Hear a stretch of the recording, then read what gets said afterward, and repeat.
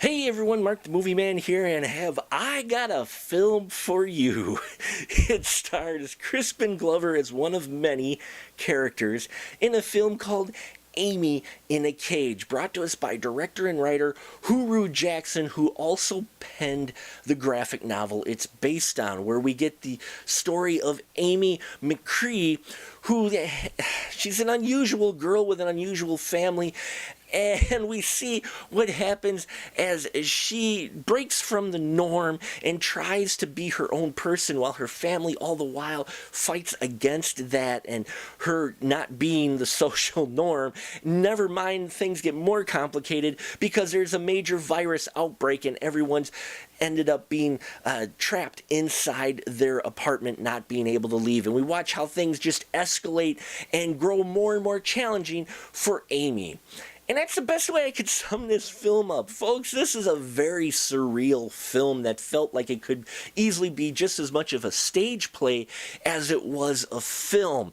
And the standout performance for me was Allison Ashley Arm, who's in here, who plays the Aimy character. Now, she does a lot of screaming in here, which I didn't like too much, but man, her character, you felt her pain, her conflict, her craziness. And what I loved is the fact that you weren't sure whether or not she was the real crazy one or if her family was, and her tutor and her boyfriend, who kept on being focused more on his doctorate thesis than on her.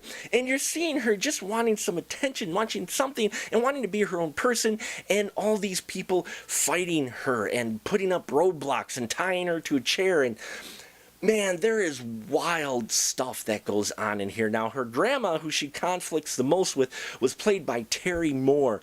And, man, I loved her character in here as well. Just oh my God, you're like, wow, just leave the girl alone.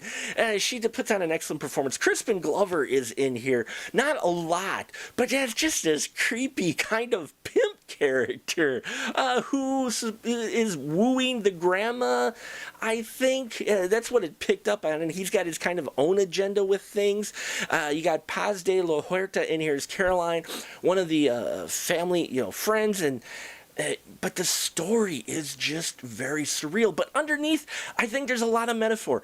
I honestly think at the surface, if you look at it, you just go, wow, this film is just a whacked film with Aimy screaming a lot and people just going more and more crazy as the apocalypse goes on. But underneath, there's a lot of message here, I think. Each one of her family members representing a different conflict that I think females face in our culture. And I believe that's what the representation was for each of these. Like the grandma, who just wanted her to be normal, or, kind of envious, I think, of her youth. You got the dad in there who really is just put off by his daughter and just, ignoring her. You have the, the boyfriend in there who wants her just to wait around until his kid. I mean, there's a lot of message underneath the surface. It makes me want to read the graphic novel because I was very curious. But I enjoyed it, though I think I got to watch it a second time to catch everything in here because, again, there's a lot of stuff going on, a lot of surreal stuff, a lot of unusual things that are going to put people off, because this is a very artistic film, okay? So it may not be for everyone, but if you like artistic films, if you like that surreal storytelling, if you like, I'd say, genetic opera, okay? Repo the Genetic Opera. If you liked that, I think you'll dig Aimy in a Cage. And if you look just underneath the surface, I think you'll find a lot of things bubbling that you could talk about after you watch it with your friends.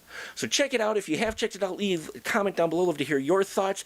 I recommend it, not to everyone, but if you like artsy films, you like Repo the Genetic Opera. This doesn't have musical numbers in it, but it has that type of feel the world does, and I think you'll enjoy it as well. But your average film goer, average horror film goer, you may want to pass this up. And that'll about do it for us here in the Final Cut. Thank you so much for watching. Please subscribe. We are so close to 1,000 subs. I really want to hit 1,000 by July. Can only do it with your support. Thank you so much as always. And until next time, keep that ticket stub.